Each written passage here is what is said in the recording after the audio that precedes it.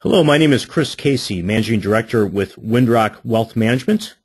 Today I have the pleasure of being joined by Dr. Laurence Kotlikoff, who is a professor of economics at Boston University. He also served in the Reagan administration. He's written numerous articles and books, many of which can be viewed at kotlikoff.net. That's KOTLIKOFF.net. And I count over a dozen books. I'm thinking 16 or so. So, Dr. Kotlikoff, thanks for joining us today. Great to be with you. Now, I know that your body of work spans a number of different economic fields, but today we'd like to focus on the U.S. fiscal situation. So the audience is knowledgeable about the current situation. We have not had a reduction in debt since the year 1957. Current federal debt, official federal debt, is over $18 trillion, which is in excess of the latest GDP figures at $17.6 trillion. Revenues next year, I believe, are estimated to be about $3.3 trillion, so the debt is easily 5.5 times that of projected revenues for next year. But these numbers, although dire, they don't tell the whole story. I know you've done a lot of work in this regard as to what truly is the U.S. debt obligations today. Can you expound on that a little bit? Yeah, sure. These numbers are basically meaningless numbers. The reason is that the government is free to choose words to describe the money that it takes in and pays out. So if Uncle Sam comes to you, Chris, and takes $10,000 this year, it can say that it's borrowing the money, or it can say that it's taxing you $10,000. Suppose it says it's borrowing the money and promises to pay $20,000 in 10 years, principal plus interest. Just suppose. So it takes $10,000 now and gives you back $20,000 in the future. Well, the government can say that, gee, I'm borrowing the money and I'm paying you back principal plus interest in the future. Or it can say I'm taxing you now and then I'm making a transfer payment to you in the future. Now, you don't care what words the government uses. You're handing over $10,000 now, you're going to get back $20,000 in the future. And if the government uses one set of words, namely borrowing and repayment in the future of principal plus interest, then the obligation to repay the $20,000, to pay the $20,000 in the future, goes onto the books. If the government uses the tax transfer language, if it says it's taxing you $10,000 now and making a transfer payment to you in the future of $20,000, that obligation to pay the $20,000 in the future, because it's called a transfer payment, is not on the books. So we have really hundreds of trillions of dollars here in transfer benefit obligations, which are not on the books. I'm talking here about obligations of Uncle Sam to pay you and me and everybody else Social Security benefits, Medicare benefits, Medicaid benefits if we need them. And there's other obligations the government has to pay for example, defense spending. That's an ongoing obligation. It might be a lower obligation if we cut down on defense, but it's not going to be zero. There's obligations to pay for the president's lunch every day. So these obligations are no different from just because the government calls one thing uses one set of words or another. So what we have to do is look at all the projected expenditure commitments of the government to things called principal plus interest, but also Social Security benefits and Medicare, Medicaid, and defense spending, infrastructure spending, and compare that with the present value of all the taxes the government will be collecting to cover those obligations. That's what we call fiscal gap accounting, we economists. And the fiscal gap in the U.S. right now is not $18 trillion, which is the size of the gross official debt, but it's actually $210 trillion. That's the fiscal gap that the U.S. is facing right now. And that corresponds to about 10% of GDP, 10.5% of GDP on an ongoing basis. So we would need to come up with, we're broke to the tune of 10.5% of GDP. 10.5% of GDP is about 58% of annual tax revenues. So another way of saying this is that Uncle Sam is underfunded by the tune of, by 58%. And these numbers aren't that commonly reported. Why is that? Is the government exempted themselves from reporting it? And I know that you've done some work with a bipartisan group to have them officially recognize such obligations, the INFORM Act. Can you talk a little bit about that? Right. The INFORM Act, people can look at it at www.informact.org, theinformact.org. It's a bill in front of Congress that would require the Congressional Budget Office and the Office of Management and Budget and the General Accountability Office to do fiscal gap accounting on a routine basis and actually start telling the truth about our long-term fiscal finances. And from my, these numbers speak very clearly to the fiscal bankruptcy of the country. The country's in terrible long-term fiscal shape. And so why haven't we had Congress and the congressional and these agencies of the government and the administration, why haven't they been doing fiscal gap accounting? Well, they're politicians, and they're basically or organizations influenced by politicians, and they're lying. They've been told not to tell the truth so that they can get reelected. And the economics profession has recognized the fact that the country is in terrible shape, that we're doing misleading accounting, that we need to do fiscal gap accounting. So if you go to the informact.org, you'll see that over 1,200 economists from every top university in the country, Stanford, Harvard, MIT, Chicago, Princeton, Yale, you name it, Northwestern, Boston University, Berkeley, every top university and every minor university really in small colleges, 1,200 economists have endorsed this bill, including 17 Nobel Prize winners. Now, getting 17 economists to agree to anything, let alone 1,200, and getting 17 Nobel Prize winners to agree to any piece of legislation is essentially unheard of. So this is the economics profession saying in black and white on this website that we have an economic time bomb, a fiscal time bomb that we've planted under our children's feet, and it's going to go off. And we have to start, at least at a minimum, start acknowledging what we've done, what kind of a legacy we're leaving them, and start addressing as grown-ups this fiscal imbalance. There's other countries that are actually run by adults that don't lie about their fiscal problems. You look at Canada, you look at New Zealand, you look at Australia, you look at Chile. They have fiscal gaps that are close to zero.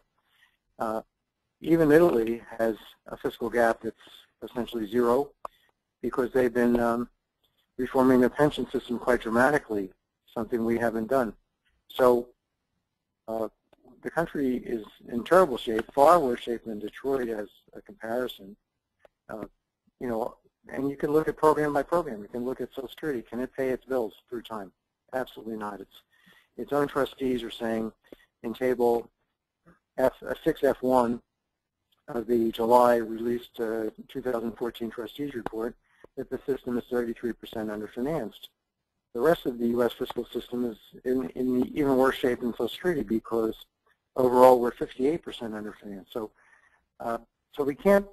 The government has been cooking the books. It's been doing accounting that would make Bernie Madoff and the guys from Enron blush. It's just horrendous what they've been doing. It's also immoral. But anyway, I could go on at length. But anybody who cares about his children should be pushing to get the INFORM Act passed. All they have to do is call their members of Congress and tell them to get this bill passed. And it's probably worth underscoring the fact that this is a bipartisan bill that you have support, not just from economists of all different stripes, but also in the halls of Congress from both sides of the aisle. Yes, absolutely. Yeah. And let's go back to this number you had mentioned before. I think it was $210 trillion. That's the gap between, that's the excess of the present value of obligations by the federal government relative to the present value of future tax revenues. That number in and of itself dwarfs worldwide GDP by at least a factor of 2. Where do you see this headed? What options does? By the way, just to be clear, that calculation is based on numbers, projections from the Congressional Budget Office. It's not some crazy projection that I came up with. It's just taking the Congressional Budget Office's own 75-year projection, extending it, doing some present value discounting. All takes about 5-10 minutes in an Excel spreadsheet, you end up with 210 trillion. It's right there. So what were you going to ask? Well, that's an interesting point that you had mentioned. This is based on hard government data figures that are using some fairly basic assumptions to come up with some present values.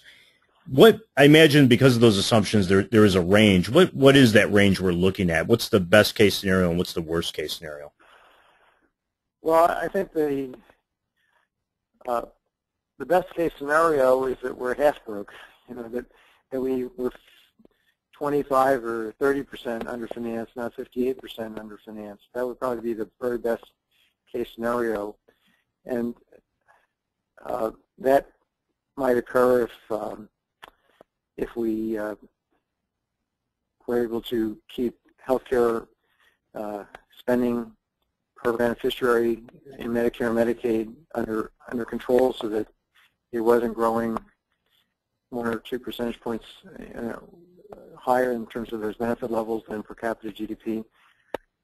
But there's, beyond the healthcare problems, healthcare spending problems, there's just the basic issues here of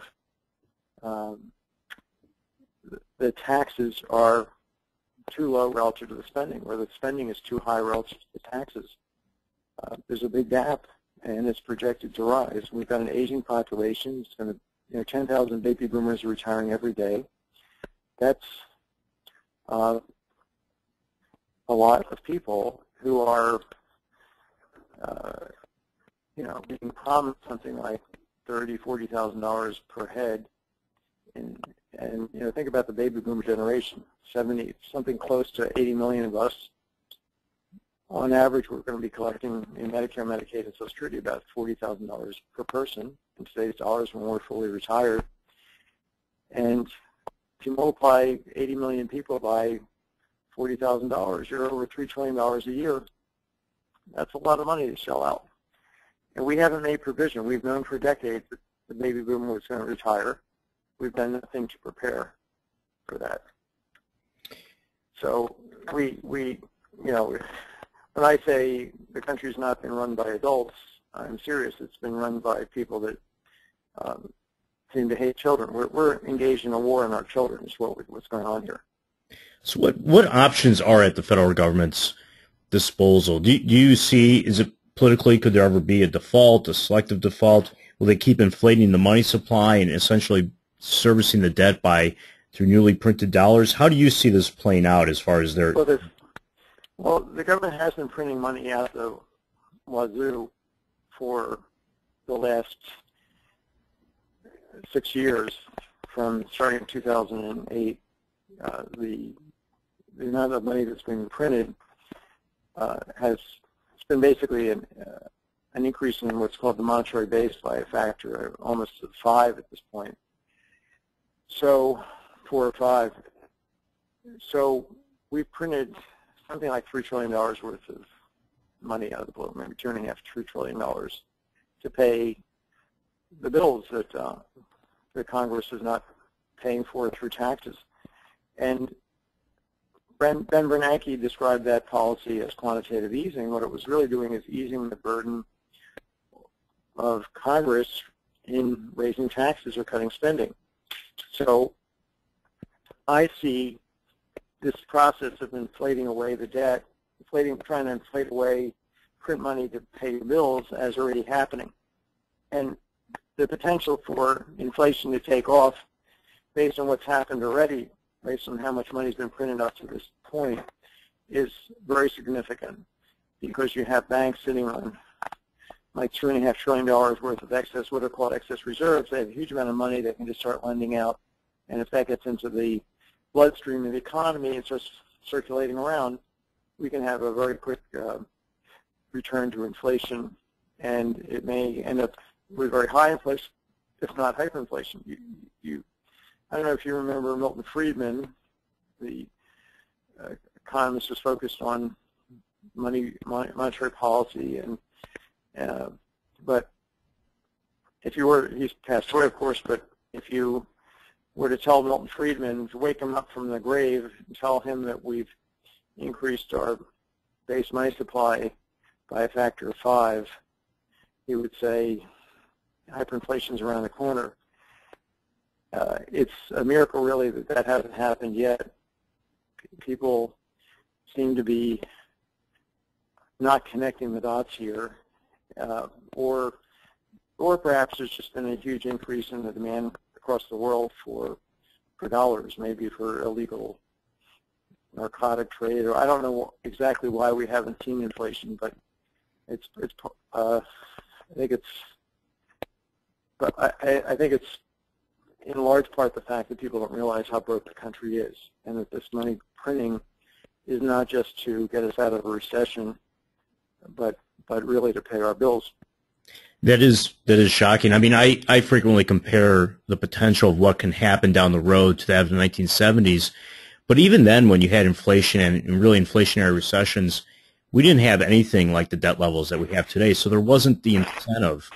In fact, when you had mentioned that Bernanke was printing this money really to service government obligations, it reminds me of Alan Greenspan, I think was quoted recently. This is only I think back in November of last year, as stating, well, everyone thinks the Federal Reserve is independent. Well, in fact, they're somewhat beholden to the fiscal policy of Congress, and that they have no choice but to print money. Now, whether he's trying to, shrug off blame for his actions or not, but he did say that the Fed is not as independent as some people think. So you definitely see some inflation potentially down the road.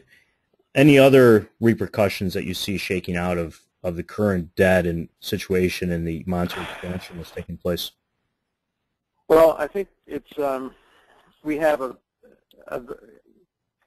I think there are things we can do right away to fix this problem. I've got a website called thepurpleplans.org, thepurpleplans.org, which lays out a series of policies for how to fix the economy and get rid of our fiscal gap.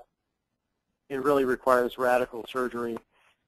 But if we continue along this path, we're going to be gradually, what we're doing is gradually increasing taxes much too slowly and cutting spending in certain ways.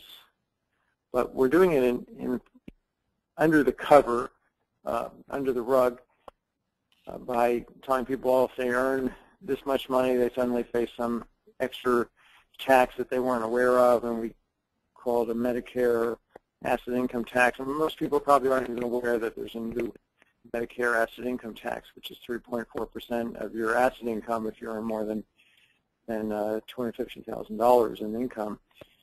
So we're sneaking in extra taxes, and at some point people's incentives to work are going to be understood to be very small because of the way this whole system has been set up to produce huge disincentives to work. And they might even start moving to a different country or just work underground. I mean, so if you look at the history of countries who haven't paid their bills, including like Argentina, it's not a pretty picture. Argentina had the 5th highest per capita GDP in about 1910, if you look back then. Today, it's a developing country. How did it go from being a developed country to a developing country? By engaging in terrible policies.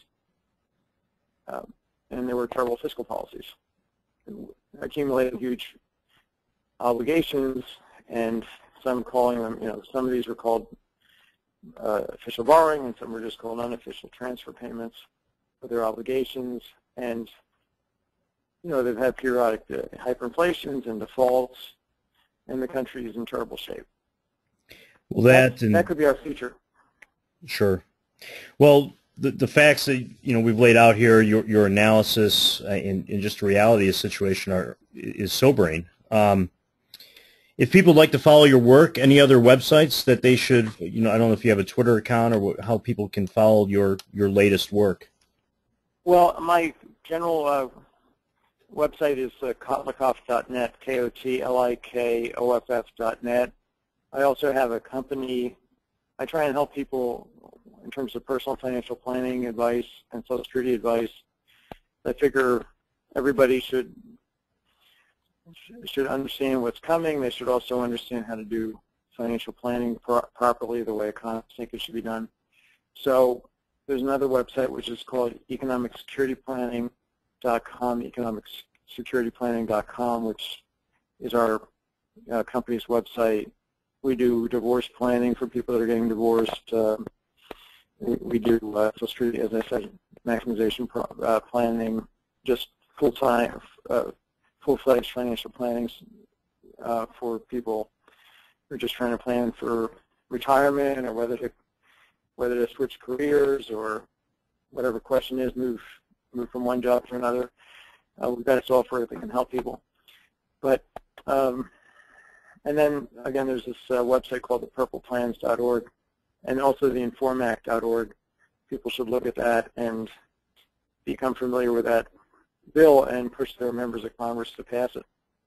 Well, great. Well, thank you for your work. Thanks for taking the time today. And like I said, the facts are sobering, but it's good to know the reality of the situation, which you're certainly enlightening people as to that fact. So thank you very much, Dr. Kotlikoff. My great pleasure. Thank you.